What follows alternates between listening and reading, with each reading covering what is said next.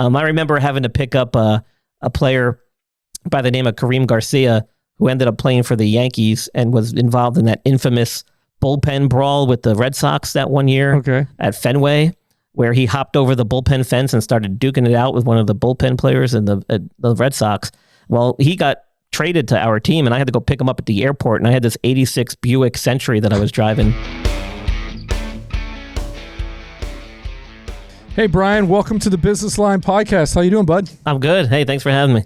Yeah, I'm glad you're here. Hey, it was funny because Matt and I were just talking before you jumped on how awkward it is to like meet and talk to someone for the first time with the same first name as you. Yeah. You know, it's like almost like you're talking to yourself in your head. Hey, Brian. Hey, Brian. How's it going? It's a weird feeling for sure. It just sounds weird because the only people that say my first name is my mom and my wife, and I'm usually in trouble with my kids when they're making fun of me. Correct. Because they know they're just supposed to say dad. So yeah. Anyway, so glad you're here to join us. Now, I want to give you a little backstory on why we kind of came after you and wanted you to come on to the show. So a couple weeks back, we had a great guest who talked with us about real estate investment, commercial and residential real estate, but it just so happened that he was really heavily involved with family members that were women's softball players. And we got to talking about the motion of a softball pitcher versus the motion of a hardball pitcher and injury related things like that. And one of the things he brought up was how rare a women's softball injury is for pitchers compared to, elbow injuries and stuff like that in men's hardball. And we just made a short clip of it. It might have only been about 30 seconds, but it was a real neat little brief part of the conversation. Yeah. And it's been our most viewed video of the podcast since we started. So we were talking like we think we might have hit a nerve with people because a lot of people were interested in that. And so it's like, well, let's get on an expert on sports injuries and let's see what we can learn. Yeah. So right out of the gates, let's talk a little bit about that. You've been in surgery and sports medicine for a long time. How long have you been doing this, Brian? So in the world of sports medicine, over 20 years. Wow. As a physician assistant working in orthopedic surgery, that kind of part of it, for the past 17.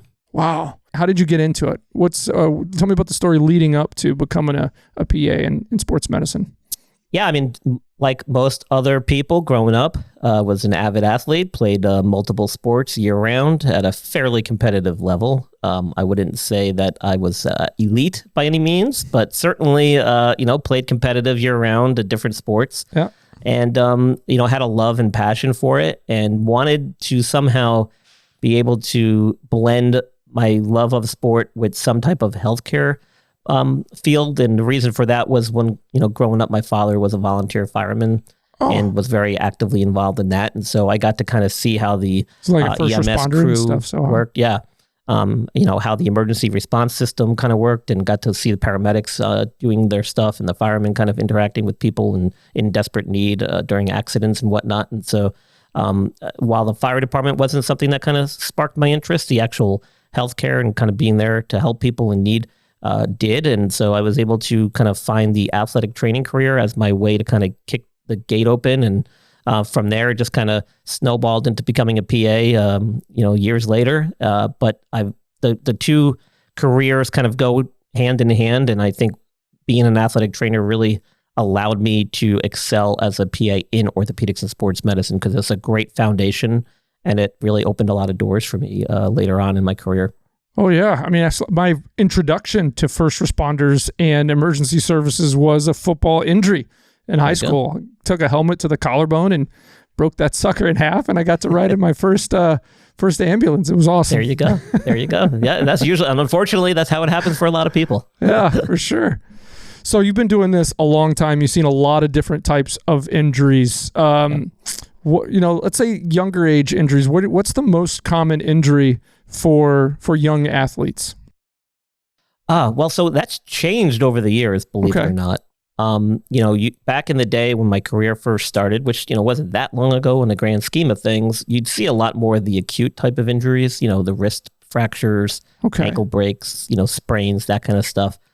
What we've tended to see nowadays in the athletic population in the youth sports is more chronic overuse type injuries, which is has been somewhat concerning for us as providers because these are things that we historically have seen in a much older population at the more advanced level with, elite level athletes who are participating in individual sports year round. But fortunately, maybe, or unfortunately for some, that has found this way to youth sports. And so what you're seeing now is a lot of younger athletes participating in one sport year round, which leads to a lot of these overuse chronic things from the repetitive stresses of that particular sport. And so that's been the big thing I've noticed throughout my career. And I think a lot of the literature would probably prove that correct.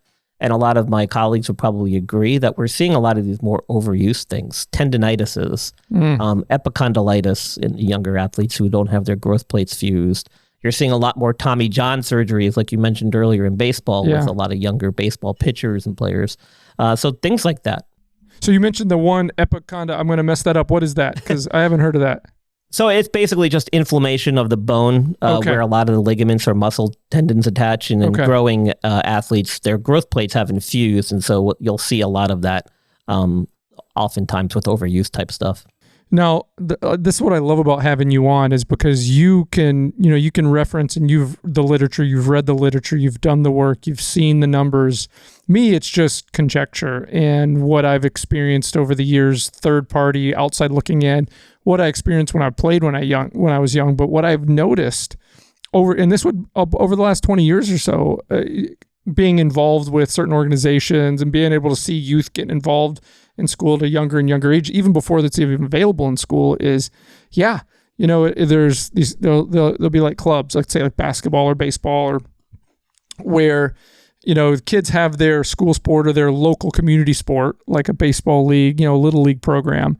But at the same time, the kids on the little league team, my son was on a team last year that 5 or so of the kids on the baseball team, they would come to our practice after having already been in a 2-hour practice for the school like elite team.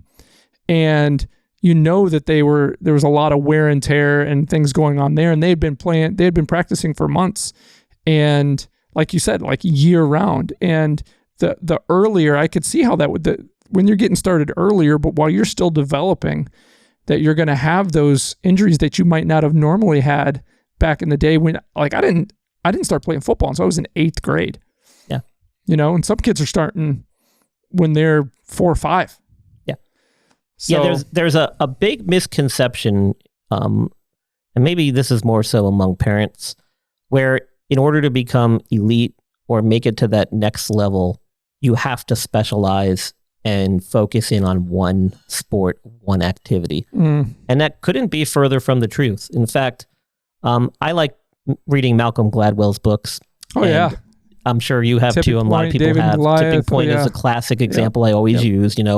It's been shown that you really don't need to put in 30, 50 years to become an expert in any one particular thing or proficient in one particular thing. And so, when you and I were younger, we had a very distinct start and end to a season. We played basketball. You knew that come February, March, you're done. And now you can start focusing on baseball, which required a whole different skill set and cardiovascular training and muscular training. And, once baseball was done, then you can focus on football or basketball. Or cross country for runners or something, right? And oftentimes a lot of your colleagues and friends in school would participate in multiple seasons throughout the year in different sports. And now, like I said, what you're seeing is kids playing 2-3 seasons simultaneously of the same sport. Yeah, at the same time overloading repetitions, just to try and develop those skills that they think are necessary to take it to the next level, when in fact they really don't. And that's been proven. You can become elite just by playing one sport per season and moving on to the next. And that's a good way to maintain your overall fitness without overstraining yourself or overdoing it and causing these chronic injuries. You're still going to be conditioned. You're still, it's a whole body kind of workout kind of thing to say, to speak in general terms. But I mean, what you've seen over the years, I'm sure you've worked on a lot of, youngins, to teens, to young adults, to adults, in injury situations, or even as a trainer, because I know you've got a lot of experience as a personal trainer as well. How much of it is, a lot of it is skill and preparation, right? and mastering principles and foundational, skill sets. But how much, because what I hear all the time from folks that have been a part of Division I programs and professional sport programs, how much of it is really genetic,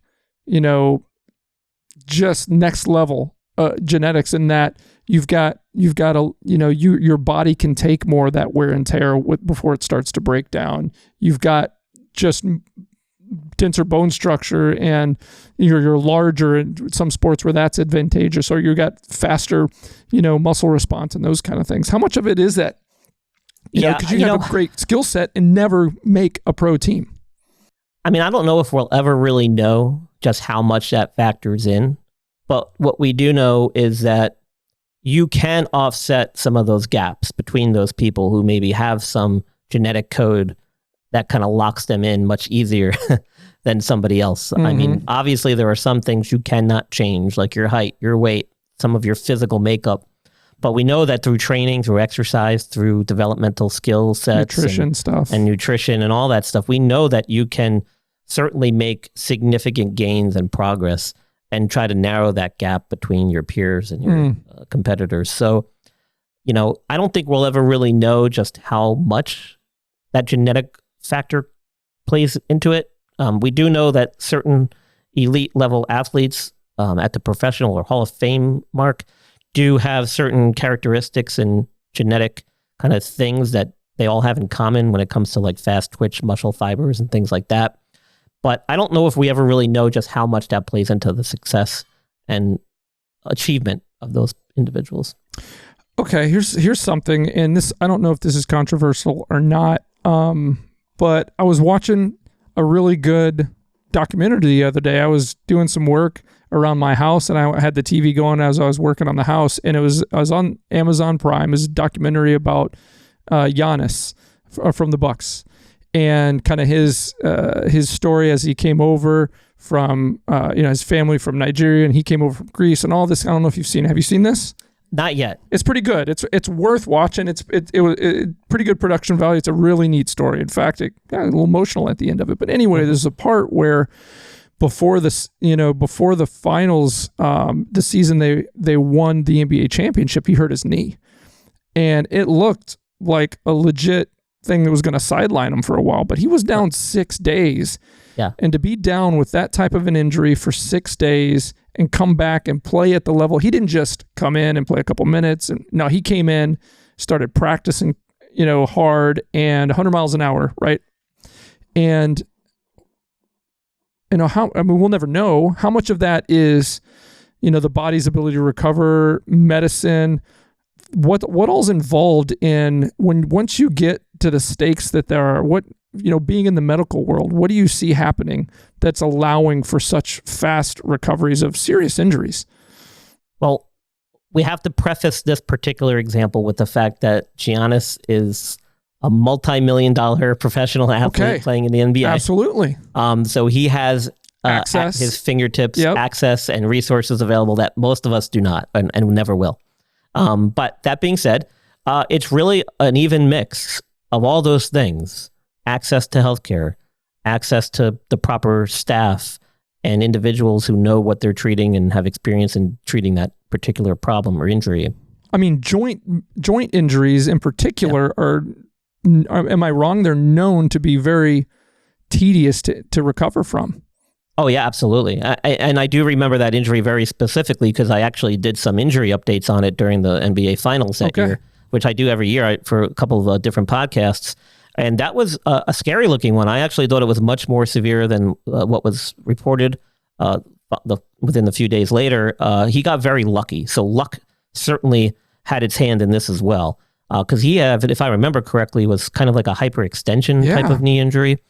And without getting into specifics, I can tell you I saw a very young elite level athlete recently who had a very similar injury. She's going to be sidelined for weeks. Yeah. And there's just no way around that. So he definitely had a lot of luck on his side. Mm-hmm. Genetically, obviously, being in the top physical peak condition helps as well. He's obviously taking care of himself. Oh, without a doubt. I mean, we see this guy. He's got, like 9, maybe 7% body fat. He's lean. He's tall.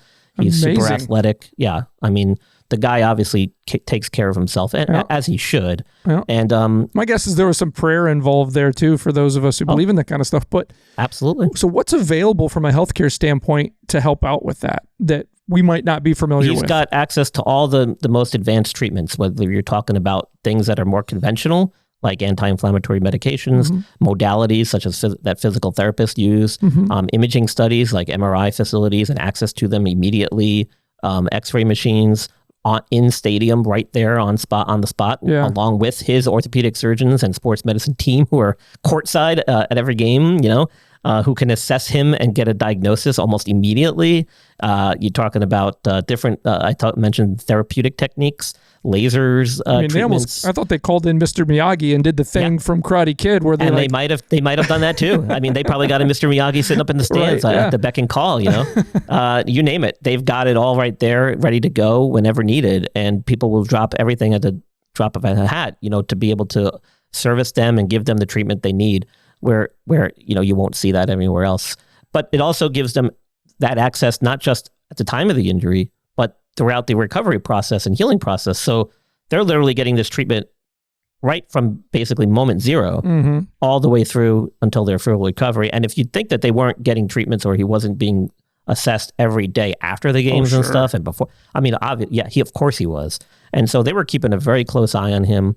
And they were keeping close tabs on what he was doing. And, probably, and don't forget now, at this point, you're talking about the end of the season. So he's in peak shape. There's really no reason to have to worry about him becoming deconditioned and stuff like that. So the focus can be purely on him getting healthy and recovering. So it all kind of worked to his advantage, thankfully, for him that particular season. Yeah. So let's get back to the young ones, because that was a point I didn't expect to talk about. The fact that we're seeing more, chronic related injuries from that. So when you talk to, I'm a dad. I've got a 13-year-old son, a 10-year-old daughter. I've got little ones. So when you talk to parents, how do you reason with them about the serious nature of what this could mean long term? Because I mean, as a grown man, I have shoulder issues and knee and ankle issues just from playing up through a little bit in college. You know what I mean?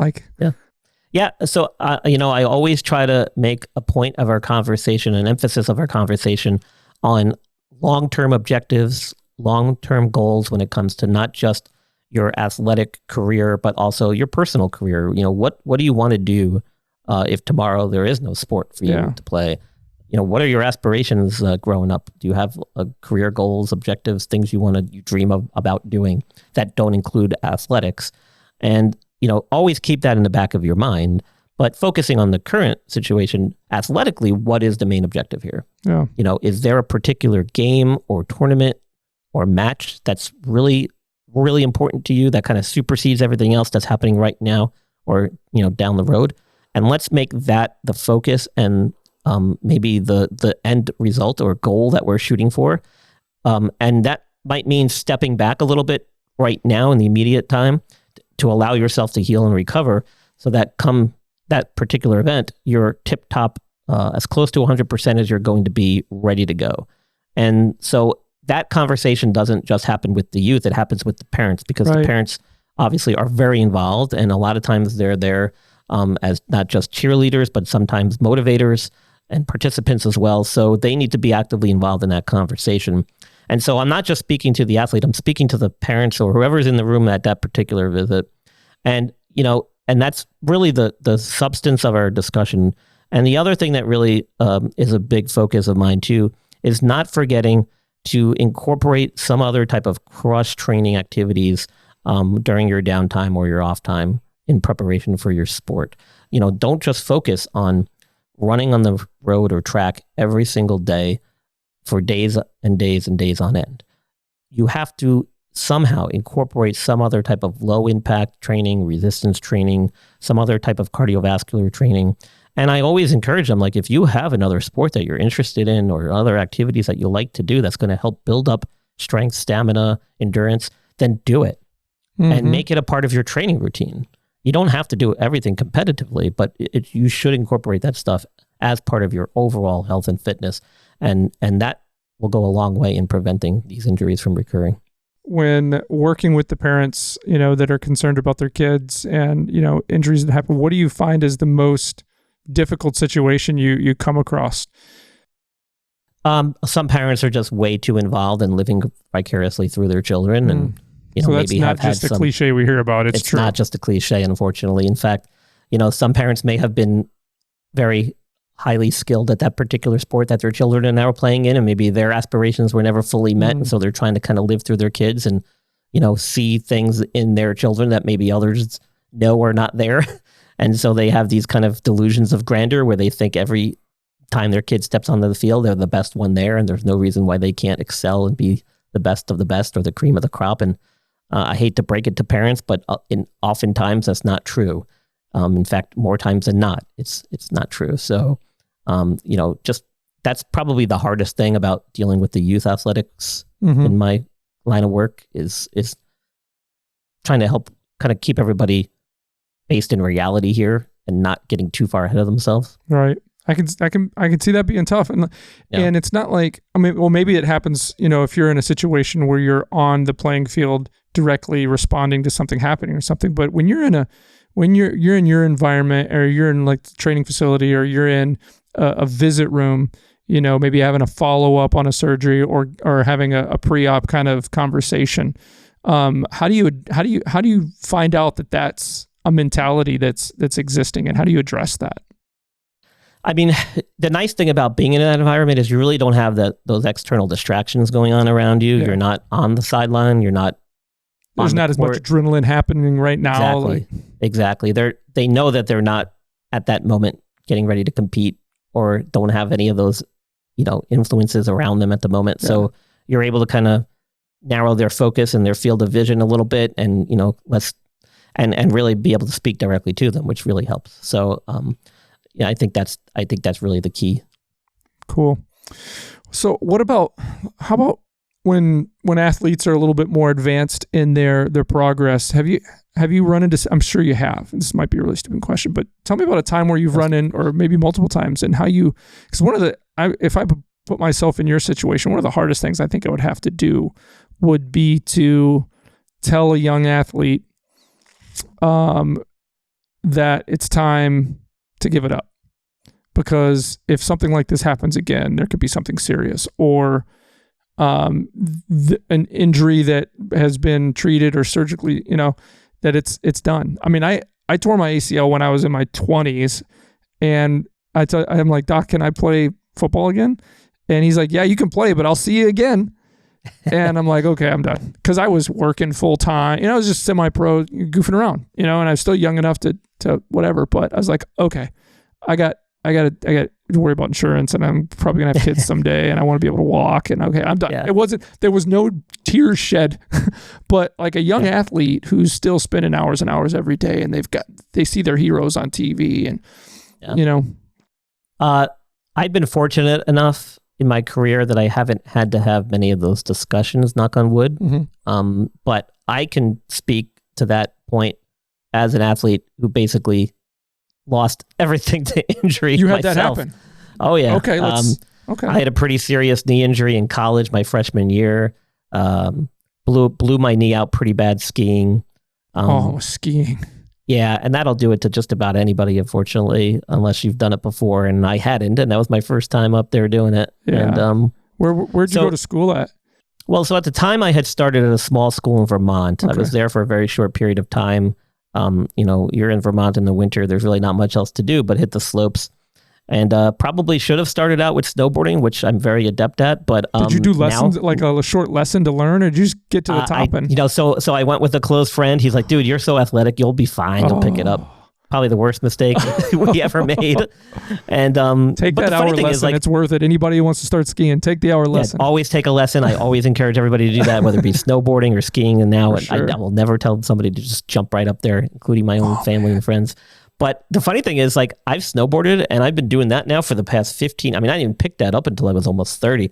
And I've been doing that, and I'm like really good at that. And I took one lesson. Yeah. So can you imagine what I could have done if I had just taken a ski lesson? That's how I learned to ski when I was in 8th grade. Yeah. I went with a family member, and like an uncle, and he's like, take the lesson. I'm like, really? I'm like a nerd. I took the lesson. And it was the smartest thing I ever did. Yeah. And then, but I tried snowboarding, didn't take a lesson, and I couldn't stay up. Exactly. And that's where I made my kind of fatal mistake, I guess. But, you know, to be honest, it was a blessing in disguise in a sense that I didn't have to have that conversation with my doctor. I knew right away. You're done. Like, I'm like, okay, this is done. Because I had never, up until that point, I had never had a major injury. Yeah. You know, I had some bumps and bruises here and there. I had some shin splints here and there, but I never had anything close to that. And I knew right away, I'm like, okay, this is not good. And it didn't take me long after that and having to go through multiple surgeries over the next few years to realize that this is not going to be part of my long-term career or future. We need to start looking at what else we can do and how I can still be involved in athletics, how I can still participate in athletics without, you know, destroying my knee. And so at a very young age, I learned very quickly how to adapt, what I can and cannot do, how far I can push it, how intense I can be and go. And it took a few trial by fire and error to be able to determine what I can do and cannot do. Yeah. But, you know, a lot of young athletes are in a very similar situation, unfortunately, when it comes to those career-ending injuries and things. They kind of know. I don't really have to beat the dead horse there, so to speak.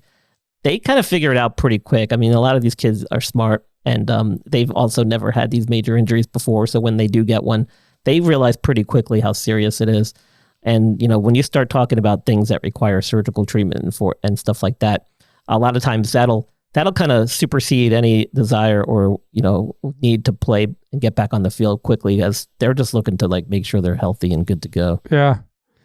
So what did you end up doing to your knee? How'd you mess it up? Oh, you name it. ACL, MCL. All from meniscus, that one injury on the... all from that one injury, then had surgery, had some issues with the surgery. I mean, it just kind of snowballed from there, no pun intended. And multiple surgeries over the course of the next 3-4 years. Tried playing sports in between that didn't go well. And then finally, by the age of about 22, believe it or not, that's how young I was when I had all that stuff done. I realized, like, okay, I felt good. I felt probably as good as I ever had in those previous 5 years. And that was through a tremendous amount of rehab, both with therapists and on my own, and having worked in the field at the time, having access to all that stuff, which really helped me immensely as well. I realized, like, okay, I'm going to have to make some serious changes here. So, but I can say now, listen, I'm 46. I snowboard. I just started picking up playing roller hockey again with my son. Whoa. Talk about... I don't really, I cycle from time to time as much as I can. I don't, do the high impact stuff. I mean, snowboarding is probably about as high impact as I get. I don't shoot hoops anymore. I can't really run as much as I'd like to. Yeah. So I just try to find the low impact stuff to do and keep my heart rate up and stay try active, to get some exercise. Right? Yep. I think that's a thing. You mentioned a couple things just there that stay active, but also like talk about the therapy part of coming back from an injury. Yeah. When I think I was maybe 23, I dislocated my ankle and tore every ligament in my ankle. Yep. And the doctor said it would have been better off to just break the whole daggum thing, because in some cases, sure. It took over 2 years to really get back to walking normal. And still, when it's cold and rainy, I still feel achy in that ankle, and it's not as flexible. But when I went back for my follow-up appointments with orthopedic surgeon, he's like, can't do any surgery. That's not going to do any good. Here's a sheet of paper. Do these exercises every day. You're young, you're smart, you'll do it. I maybe did the alphabet with my ankle once and maybe pushed and pulled on a towel once. That was it. And I'm like, I'll just let it heal. And it took forever. I mean, after a year, I still couldn't walk on grass because I never realized how uneven grassy ground is.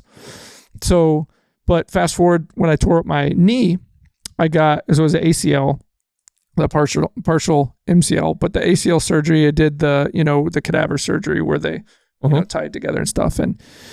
And they put the doctor in the hospital put me in this therapy, this advanced sports therapy training program they had. I don't even think they have it at the time. It was probably outlawed. It was so crazy, but it was the best thing for me, because had they not have, I would have sat on my can and done nothing and still be limping, because they had me within within, I think, 8 weeks of using the CPM machine, or maybe it was less than that, they had me into therapy. They had me doing some machine training. As soon as they could get me on the treadmill and speeding that thing up to like Mach 7, forward, backwards, sideways, they had you strapped in because they had you going so fast that people will fall and it's got to catch you. Yeah. And I remember the first time they're like, okay, we're turning it up today. I'm like, okay, I got this. I'm like, why is that giant garbage can right there? And why are there tick marks on it? There's like, that's to throw up in. That's how many people have thrown up in it today. I'm like, oh. But anyway, I went through that program. That's real therapy there. Yeah, I went through that program, and I tell you what, knock on wood somewhere, I've never had issues with my knee again. That's great. Through times of being really active and doing like a Spartan race here or there, doing some things throughout the years, it's more flexible than it was beforehand. And that's great. And it was because... that's an ideal outcome. Yeah. You had an ideal outcome. Yep. I obviously did not, but that's, part of that is on me. I mean, I kind of fell into that trap too a little bit where I was like, I'm young, I'm healthy, I've never gotten hurt before, I'll be fine. And I probably didn't really realize the gravity of the situation, so I probably wasn't pushing as hard as maybe I should have. There's a lot of things that go into it, but you highlight a great point. What I do now is really just the easy part. We reconstruct your knee, right? Yeah. Like that's what I do. Me and my surgeon. Relatively easy. Yeah. Well, when you look at the grand picture, things right. It's like Legos, they kind of fit, and as long as you can get the instructions right, you're good to go. Take out all the training, the years of training, and all that crap. But it then falls on your shoulders to go through the rehab, work with the therapist, and those guys do an amazing job. And to listen to them, right? Right. Listen to them, trust in what they're telling you and what they're showing you, and be able to stick to that schedule and be diligent about it and not give up and get through all those obstacles that are there in front of you. Sometimes you'll have good days and bad days. You'll have peaks and then you'll have valleys. You'll have plateaus, and being able to fight through that and do what you need to do in order to reach that ultimate goal.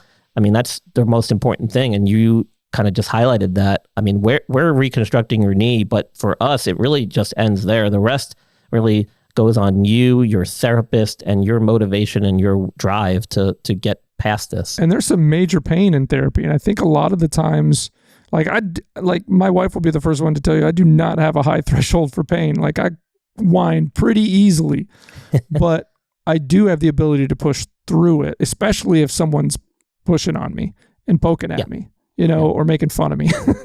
Well, you'll be surprised. I don't have to tell you, but other people listening would be surprised. You don't always realize how tough some people are or how much pain they can tolerate until you see them go through something like that. Yeah. And even us as doctors and surgeons and PAs, sometimes they surprise us. We have like these preconceived notions of who we think is going to do well, right? And like a lot of times our patients surprise the hell out of us. Yeah.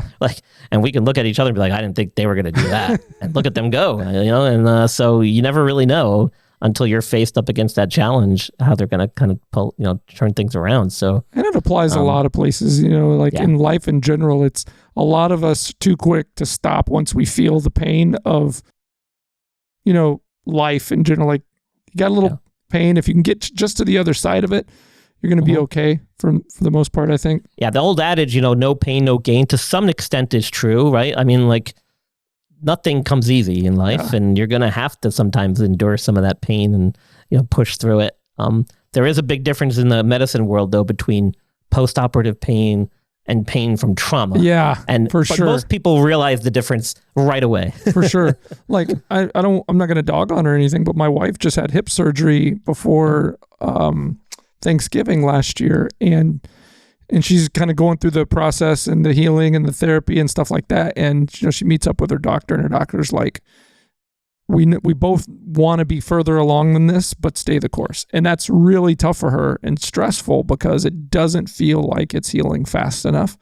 You know what I mean? I can see some improvements, but then I don't feel her hip every day with every step and every turn and things like that. But and one thing I always ask my patients too, I'm like, well, the pain you're having now, I mean, is this the same pain you were having before? And a lot of times patients, when they honestly look at it, they're like, no, it's different. I'm like, well, that's a good thing, because what you're experiencing now is healing. Yeah. And that's a good thing. Yep. Yeah. So, all right, let's go back to what we're kind of progressing from before. So what's it like working with, you've worked with professional athletes, right? And kind of the people around them. What's it like working in that world? It's a whole different world altogether. Where do I start? Like I said before about like just access to everything. Everyone's on speed dial. Whatever you need is right there, right when you need it. There's no waiting. There's no timetables. It's immediate. Wow. You have access to any and every facility you need at the drop of a dime, drop of a hat. And while that's great, it also carries with it a lot more responsibility. You're dealing with potentially athletes who are worth thousands, if not millions of dollars. And a lot of times the organization might not have necessarily their best interest in mind. They're kind of an asset at that point. So a lot of the decision-making that goes into what to do with these athletes sometimes doesn't come down to what's the best for the athlete, for all parties involved, but rather what's the most economical or feasible. And so the lines often become very blurred, between dealing with the healthcare providers, the athlete, and the agents and the organization. So it's a little bit of a slippery slope. You got to be really good at navigating it. It's just a really tough career to break into. You got to really put in your dues to make it to that next level as a provider, as a trainer. And I did a little bit of time in professional baseball. It sounds like you were in jail. Did a little bit of time in pro baseball. Yeah. I mean, to some degrees it is. I mean, when you're on the road in the minor leagues as an athletic trainer, it's pretty rough. Those guys get paid very little. They do a lot of work. And oftentimes they're wearing multiple hats when they're traveling, going to off the beaten path places, staying in Motel 6s or worse. Let's talk about that, because you have a little bit of inside ball on minor league baseball. Yeah. Like, I don't know how many of the people that watch our show follow, but we've got a local team here. My son would rather go see them play, the Wisconsin Timber Rattlers, one of the teams associated with the Brewers, than go see the Brewers, because there's just not as much you got to get through to get into the game. And anyway, but what's it like? I mean, there's still great athletes down there. They're not getting the money that a top pro athlete is getting or anything, but the organizations are very different. They're more down home and grassroots. What's it like being involved with that? So it really varies depending on what level you're at and whether it's independent league ball or not too. So baseball is a little different than some of the other sports just because of all the leagues and the affiliations and the levels of play. I spent a little bit of time in AAA, which is not typical. Most people will start in rookie ball down in Florida or at their minor league facilities and kind of work their way up.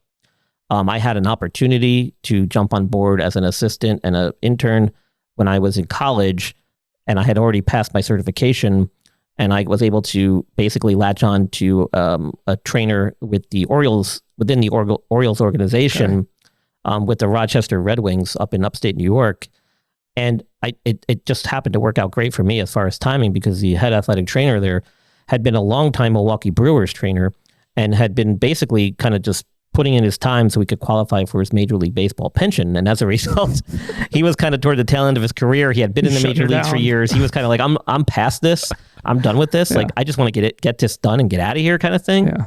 And not that he, didn't do his job and do it well, but he was kind of like, hey, listen, whatever you want to do, just have at it. And so I got to do a little bit of everything, which was phenomenal for me and gave me some great experience and kind of give me the inside access to what goes on. So I was in a little bit different situation. Most guys are kind of working their way up, just like the players do, from level to level to level, getting more experience, getting, in good with the organization, building rapport with the management and the owners and whatnot. And then hopefully if they're good and they do their job well and they got good outcomes, they'll make it to that professional level. But the thing is, a lot of those guys that are there have been there for many, many years. You're waiting for them to retire or unfortunately get fired in some cases. So it's a very different world. It's a very close-knit community. A lot of times it's not what you know, it's who you know. Everybody knows each other. Making the right friends, not making too many enemies. It's a small circle of people. If you think about, all these teams and all these leagues out there, each team only has like one head trainer and maybe one assistant, maybe two. You're talking about how many athletic trainers and healthcare providers in the world, and a lot of these major organizations only have like one or two guys that they really trust and rely on and go to. So it's not easy to kind of break into that world. Yeah. And a lot of people's time there is so short because, like I said, the hours are long, the pay is not great. You're wearing multiple hats. You're not just doing what you're there to do. You're also sometimes doing other things as well. Mm-hmm. For example, AAA, even in AAA, this poor guy who was there in the majors for years had to then resort back to being the traveling secretary on the road. I mean, the trainers were often not just being the athletic trainers, they were also handling the bookings and flight arrangements and hotel accommodations on the road and dealing with all that on top of also dealing with the equipment. That's crazy. So can you imagine? No. Yeah, because the equipment guys didn't travel. The secretaries and the travel people, they did everything from home. Work out lodging, and they would make the arrangements, but it was up to the athletic trainer to see to it that everything kind of went smooth and all the transportation that was arranged was all taken care of. And if not, he would be the guy to kind of deal with that. So it was terrible. Terrible. And then luckily for him during the home games, he could focus on what his actual job was. But, during that time, he was also preparing for the next road trip as well. So it's like constant stuff going on. Wow. So when you're on a minor league road trip, how far do they generally go? It's usually more local than what you would see within major league levels. Just like kind of regional, state, regional neighboring stuff, states mostly. And stuff. They would try to keep it within bus rides or maybe a small charter flight, like not too far away. But cool. What's the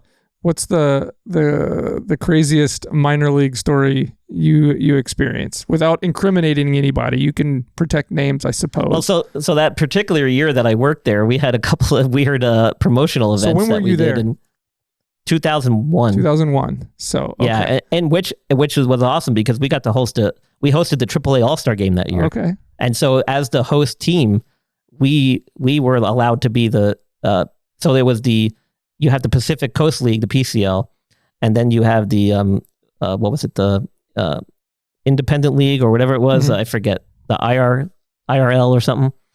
And those two teams make up the AAA All-Star teams. And since we were the home team, we got to be for the Independent League, not the Pacific Coast League.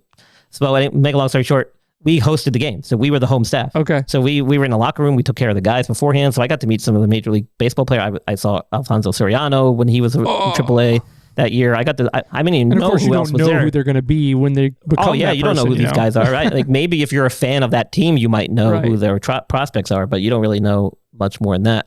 And so that year, for the promotion, they had one of our players, Jose Herrera was his name. I remember him. He was a center fielder. He's actually really good. He could never quite crack the big league lineup though with the Orioles, which was crazy to me because he was awesome. Yeah. And they had him race a horse by the name of Zippy Trippy, a racehorse, an actual thoroughbred racehorse. And apparently Zippy Trippy's claim to fame was that he had never won a single race. It was terrible. Okay. And they put him up against our center fielder, and our center fielder won the race.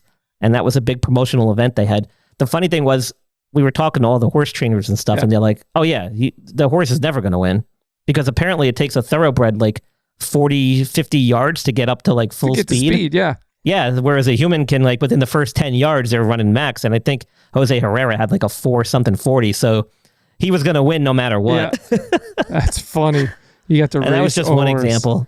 I remember having to pick up a player by the name of Kareem Garcia, who ended up playing for the Yankees and was involved in that infamous bullpen brawl with the Red Sox that one year at Fenway, where he hopped over the bullpen fence and started duking it out with one of the bullpen players in the Red Sox. Well, he got traded to our team, and I had to go pick him up at the airport, and I had this 86 Buick Century that I was driving that my parents had gotten me to drive around upstate New York, and I was picking him up at the airport, and he's, this guy had played like professional baseball down in South America. So he had money, and he's like all dressed to the nines, and I'm picking him up in this crappy old beat up Buick Century, driving him to the doctor's office for his physical and then to the ballpark so he could get his stuff and get situated. And I'm like, why would you guys send me? And at least not give me a car to take. Right. Yeah. And then I remember picking up or one of our players, Jerry Hairston Jr., who was a popular player up in the major leagues for years. His grandfather actually played in the Negro Leagues. His father was a major leaguer. His brother was a major leaguer. He got called up to the Orioles. He asked me, well, first he asked the clubhouse guys who would usually take care of their personal belongings if they could drive his truck to Camden Yards, and they couldn't do it because it was on short notice. And so he came into the training room and he looked at me. He's like, "Hey, Brian, can I ask you a favor?" I'm like, "What's up, Jerry?" He's like, "Well, they called me up and the team's in Texas. I got to fly to Arlington. Could you drive my Eddie Bauer Ford Explorer down to Camden Yards for me so I have my truck when I get back?" Yeah. And I was like, "Well, how am I going to get home?" He's like, "Oh, I'll fly you back. Don't worry." And so the trainer arranged a flight. I woke up on Sunday morning at like 4 a.m, drove his truck down to Camden Yards, hopped the flight back, and a few weeks later, I received a check in the mail with his signature on it. That's cool. He paid me a few bucks and covered the cost of the flight. That's a neat story, though. I just literally dropped his truck off, had to hightail it over to the airport to catch my flight home. I mean, it's a cool story. It's an incredible, like, everyday, normal kind of story. Yeah, he's, playing ball and stuff, but how many, people have stories of driving their buddy's vehicle somewhere because they moved, or, you know what I mean? And that's cool. And that's the thing. That's the thing I love most about it was like, this is the stuff that people will never hear about. Like, these are one-off stories that I was part of. And who knows, these players probably don't know, remember that for nothing. But you know what? I bet you they do. I bet you he does. Yeah. Well, the funny thing was too, another story, a few years later, fast forward a few years later, I went to grad school after that, got my master's, finished up there, ended up moving back home to New York, where I'm from. And lo and behold, one night I'm at one of our local independent league games on Long Island called the Long Island Ducks. And who do I see like walking down the right field sideline, but two players from the Red Wings that I used to. Oh, yeah? Yeah. A gentleman by the name of Wadi Almonte. I'll never forget his name. And then one of the other guys, I think it was like Francisco Lopez or something. Two guys, like, Latin American guys, barely spoke English. And it was kind of funny. They saw me and they were like, "Hey!" And we're like, "Hey!" Came over, shook my hand. I said hello, asked them how they were doing. And they were doing pretty well. They unfortunately had to end up signing an independent league contract. But it just goes to show you, how tough it is. I mean, these guys were young. They were probably in their early 20s, were solid players out of South America, couldn't crack a big league lineup and ended up getting cut from a AAA team organization. So it's like, it just goes to show you how difficult it really is to make it to that next level. Yeah, there's only so many spots and there's so many people that play. We talked about some of your therapy history, definitely talked about, your PA history, but you're doing some new stuff too, right? Some consulting with, what is it? ILP Sports Consulting, right?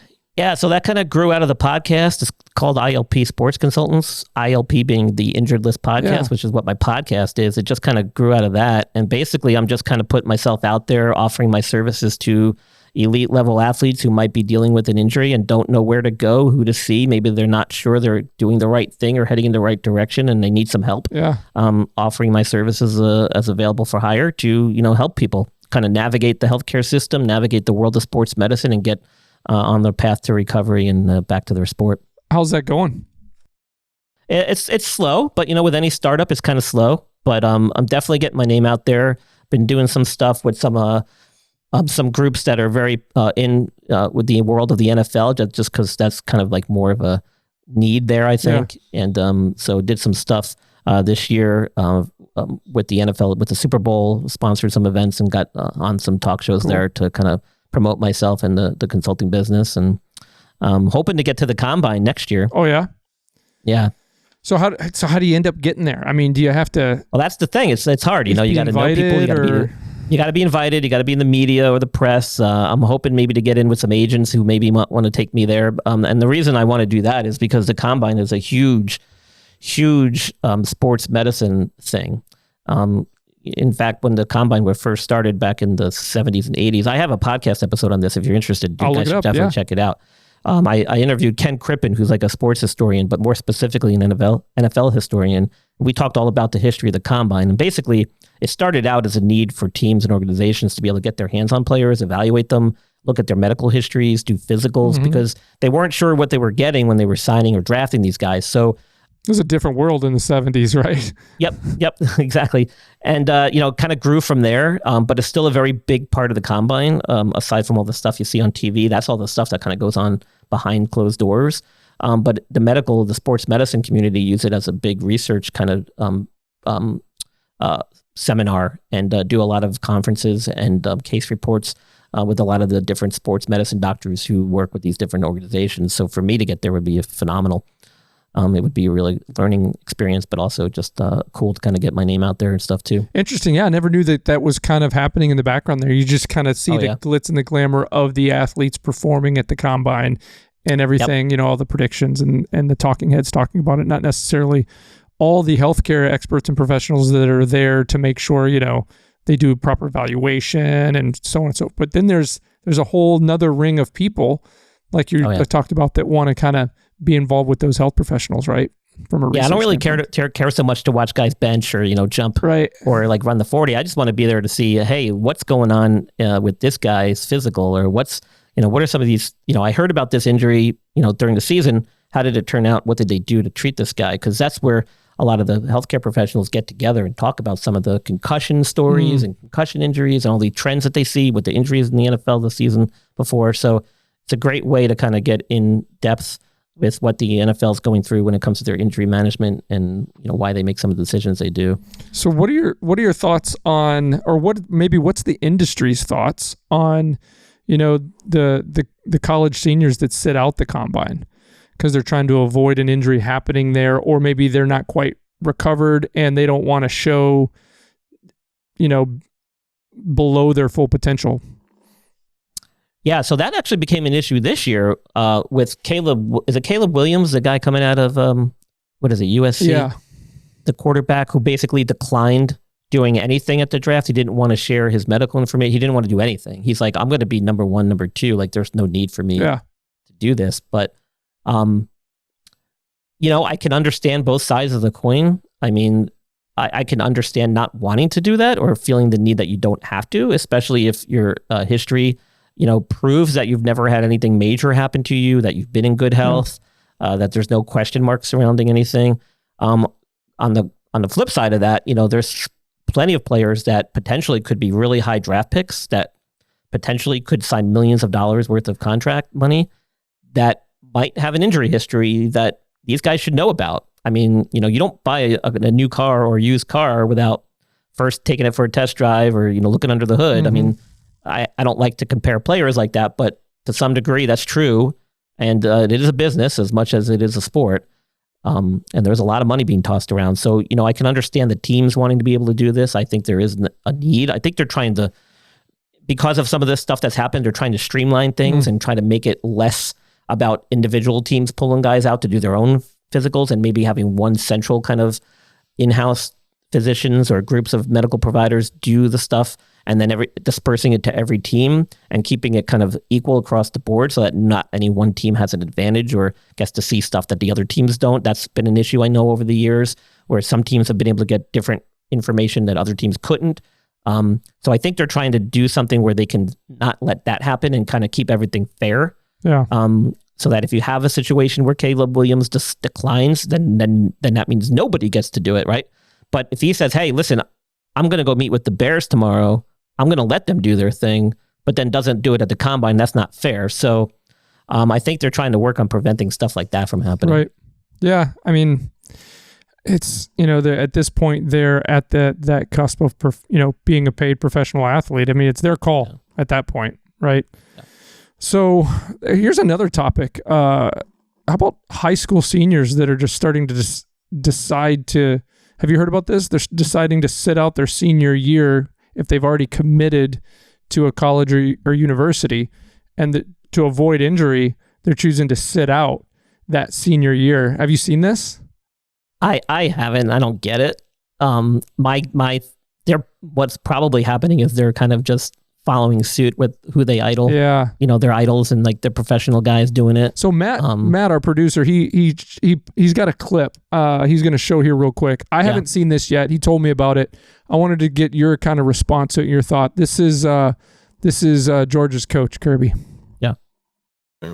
As far as the midsummer possible signing date, look, there's positives and negatives to everything, so we can sit here and debate it. Y'all guys put them all over the internet and things. There's high school coaches that say, well, they won't play their senior year. Well, if a kid doesn't play a senior year because he signed, I don't really want him on my team. I just, if he's going to opt out for a senior year, then he would do the same to me. So I don't really know if that's a viable option. A lot of high school coaches think, well, at least I'll get my kids signed, because high school coaches and players are losing opportunities ad nauseum by signing in December and not having spaces because of the portal. So, I don't like the idea of someone signing before their senior year, because I think the senior year matters. I think in the state of Georgia and the Southeastern Conference footprint, the high school season of your senior year still matters. I want to watch a kid play.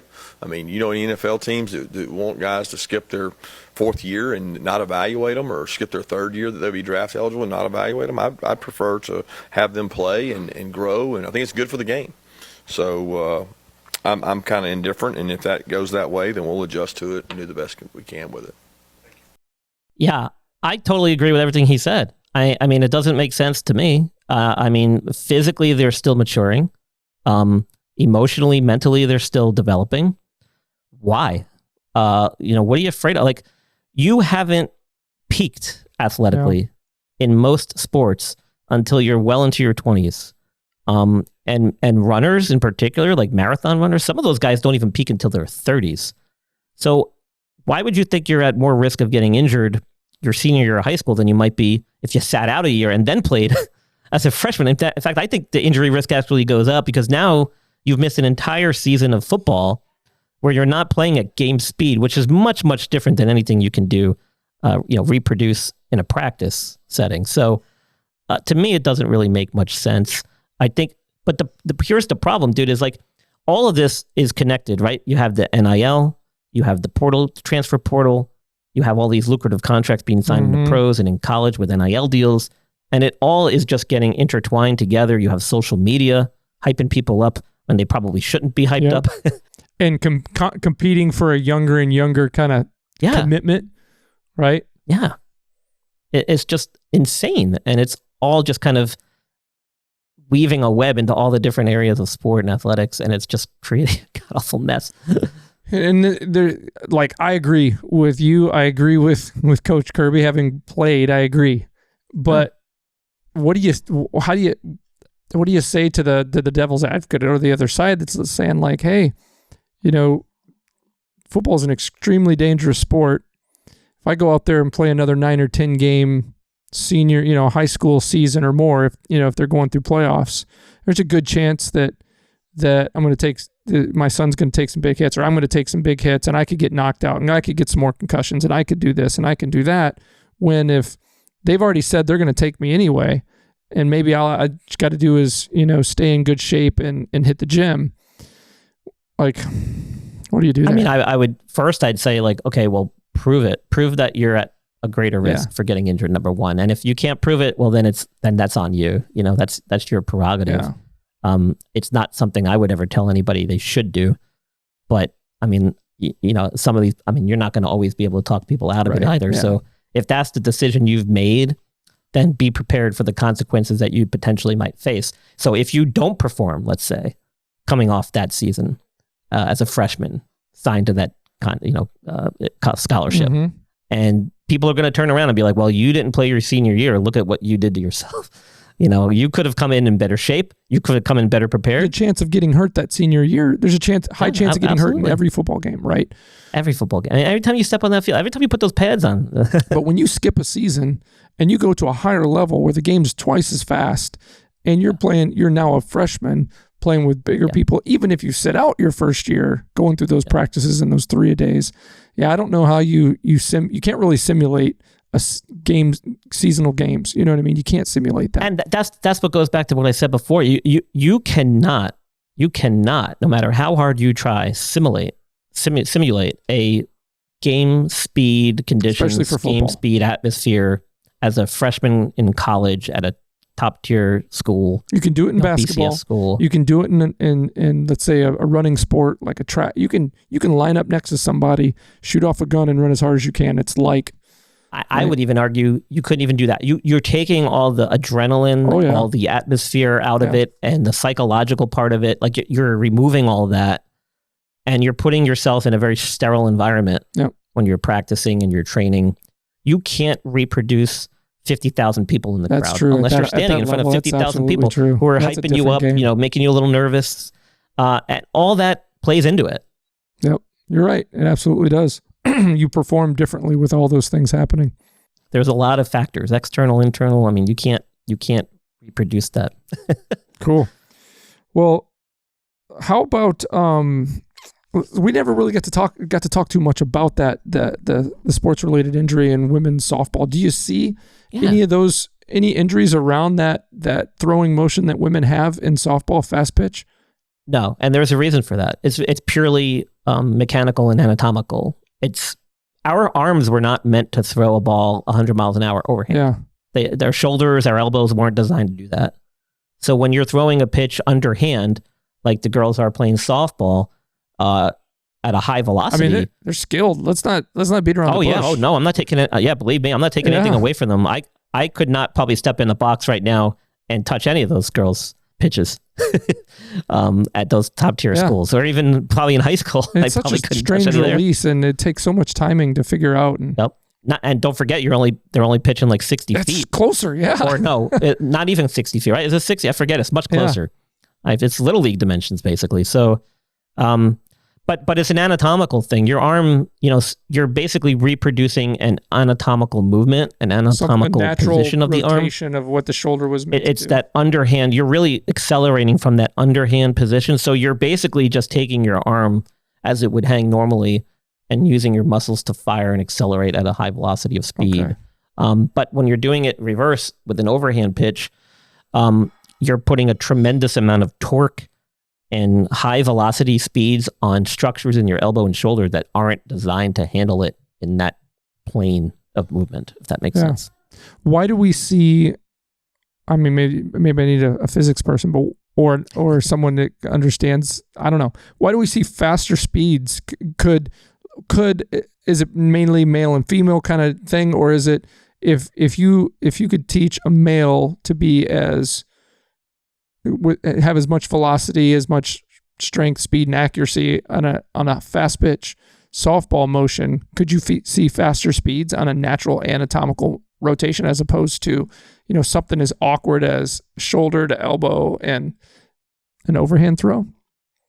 Or is it just because the muscle groups that are forcing the velocity, or I don't? Well, so part of you're going to see higher velocities with the baseball.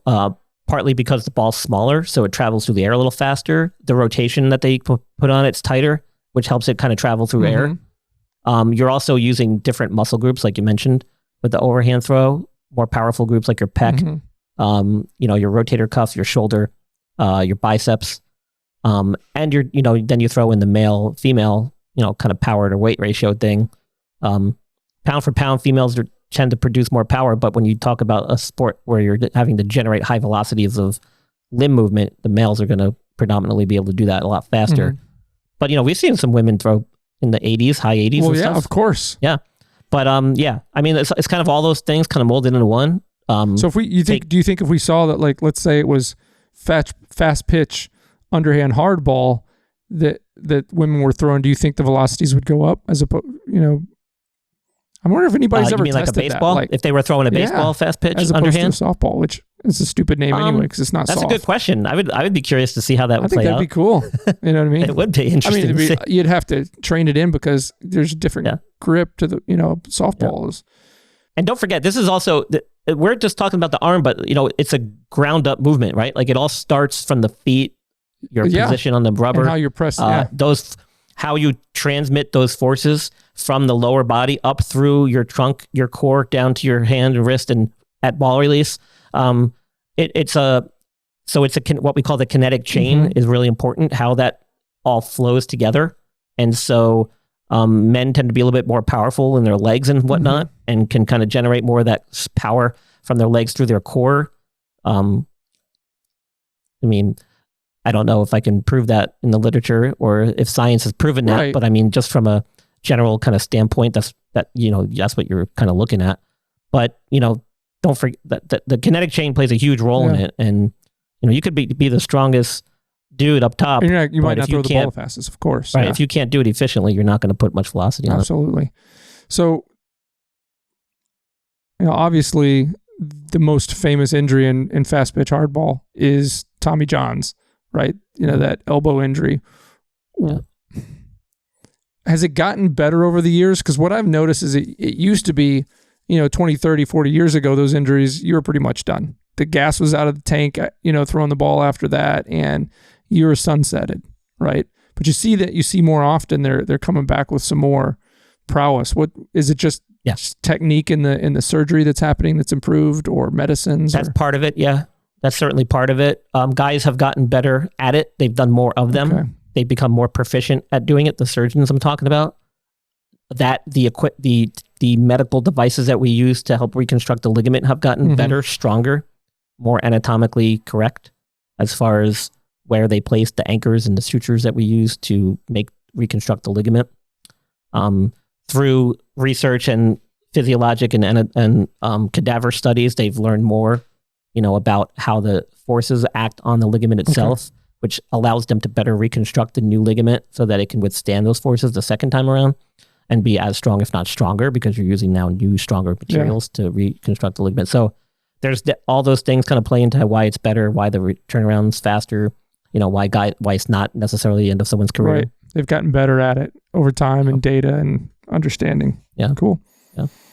So, Brian, when you're not working, when you're not fixing people, what are you doing? What keeps you busy? What makes you happy? What brings you joy? Everything. Between me, my wife, and my 2 kids, we've got so much going on. I can't even breathe some days. Oh yeah. How old are your kiddos? So I got a 10-year-old son who just got into hockey and is playing deck hockey and roller hockey, who wants to eventually probably play ice hockey. And I've got a daughter who's just kind of doing her thing. She's not really into much, but she does taekwondo. They both do taekwondo. Yeah, both my older ones did taekwondo for a while, and then during COVID they did it, and then it got old because they didn't get to spar. I think they wanted to beat each other. No, my kids are doing all of that. My son's getting ready to go for his black belt. Oh yeah. Oh wow. My daughter will probably be soon behind. Yeah, they just made it to purple, I think, and then they fizzled. So yeah. And then my wife and I, we just got a ton of stuff that we're doing. My wife just opened up an Italian ice shop of her own. Really? She actually used to be in healthcare. She's like, I'm done with it. Let's sugar them all up. Let's go. Yeah, I love Italian She got ice. out and she's like, I'm doing my own thing. I'm going to start my own business and do my own thing. So she's doing that. So we always have something. What about you? You got any hobbies besides, keeping up with the kiddos and helping your wife build a business? So since my son picked up hockey again, I've kind of picked up hockey again. I used to play a lot when I was younger. Oh, really? Did a lot of street hockey and stuff. So I'm trying to help him with that. We do a little roller hockey clinic, me and him, on Sundays. And I signed up for a roller hockey tournament in a couple weeks with a buddy of mine. Wow. And got some new equipment I ordered that hopefully step on the ice and maybe do some beer league hockey.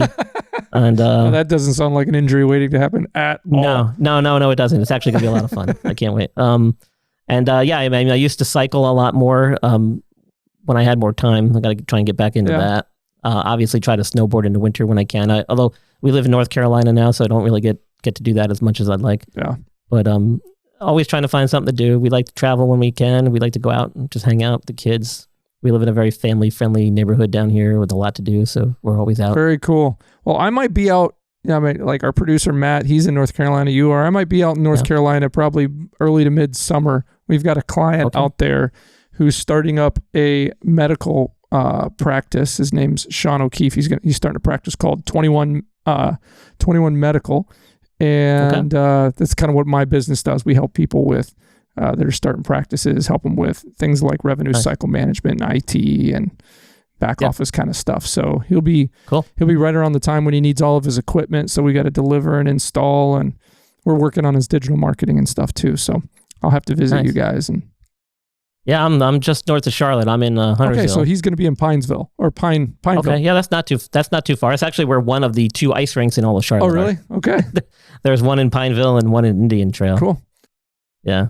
Very cool. Well, hey, this has been great. Thank you so much for your wisdom, your insight, sharing your experiences, and how you're getting along, helping people, and the things you're doing now. So it's been a pleasure. No, it's been cool. It's nice to talk about some other things rather than doing my regularly weekly injury updates all the time. So it's nice to kind of talk about some normal everyday stuff that I do. I guess that could get to you too.